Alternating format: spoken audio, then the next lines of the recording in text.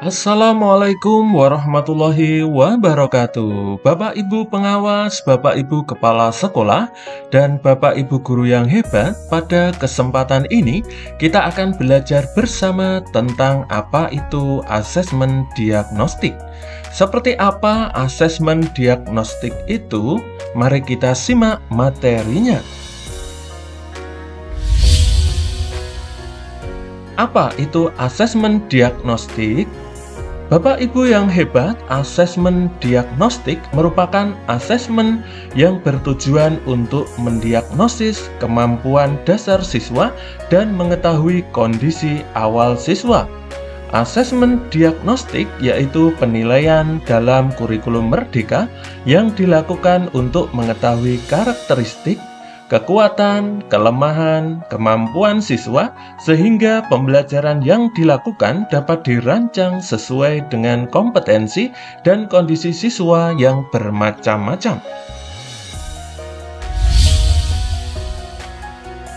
Dengan dilaksanakannya asesmen diagnostik, Bapak Ibu guru dapat menyesuaikan dan merancang strategi, metode, model, dan media pembelajaran yang sesuai kemampuan siswa untuk melaksanakan pembelajaran secara efektif.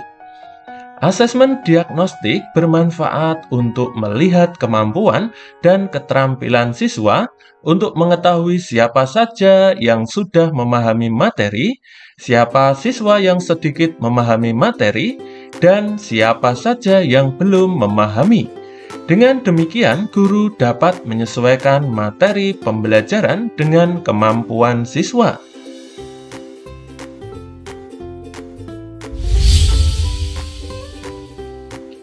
Asesmen diagnostik dapat dibedakan menjadi dua, yaitu asesmen diagnostik non-kognitif dan asesmen diagnostik kognitif.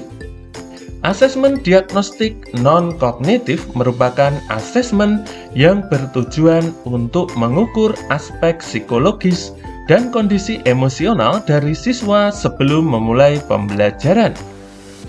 Pelaksanaan asesmen diagnostik non-kognitif lebih menekankan untuk mengetahui kondisi psikologis dan emosi siswa. Asesmen diagnostik non-kognitif di awal pembelajaran dilakukan untuk menggali hal-hal seperti kesejahteraan psikologis dan sosial emosi siswa, aktivitas siswa selama belajar di rumah, kondisi keluarga dan pergaulan siswa, gaya belajar, karakter, serta minat siswa.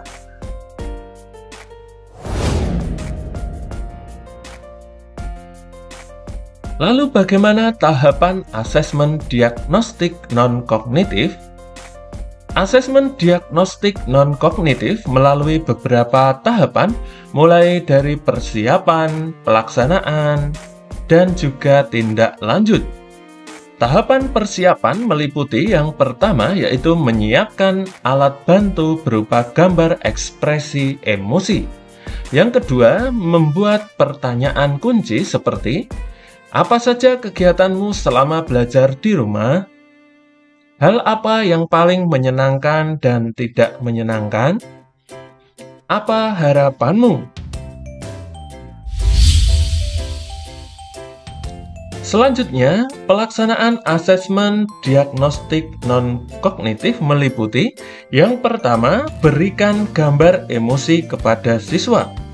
Guru meminta siswa mengekspresikan perasaannya selama belajar dengan bercerita, membuat tulisan, atau menggambar. Yang ketiga, pastikan pertanyaan jelas dan mudah dipahami. Yang keempat, menyertakan stimulus informasi yang dapat membantu siswa menemukan jawabannya. Yang kelima, memberikan waktu berpikir pada siswa sebelum menjawab pertanyaan.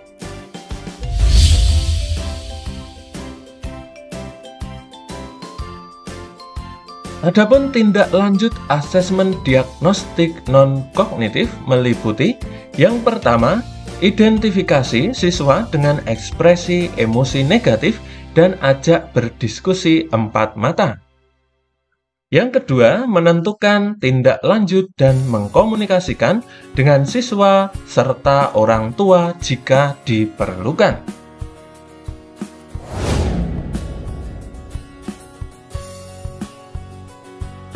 Jenis asesmen yang kedua yaitu asesmen diagnostik kognitif.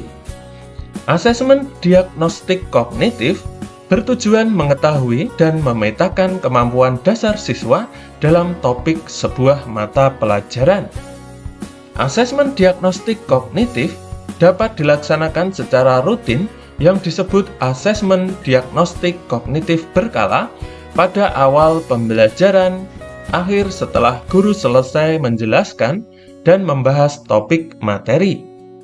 Bapak Ibu guru yang hebat, kemampuan dan keterampilan siswa di dalam sebuah kelas berbeda-beda. Ada siswa yang lebih cepat memahami topik tertentu, akan tetapi ada juga siswa yang membutuhkan waktu lebih lama untuk memahami topik tersebut. Seorang siswa yang cepat memahami suatu topik belum tentu cepat memahami dalam topik lainnya.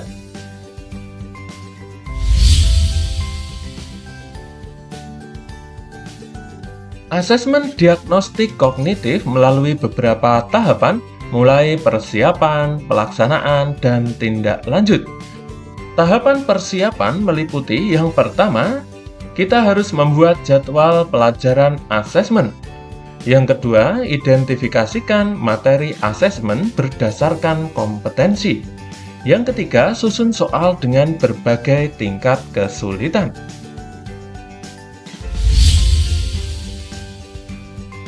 Adapun pelaksanaan asesmen diagnostik dengan memberikan soal asesmen untuk semua siswa di kelas baik secara tatap muka ataupun belajar dari rumah.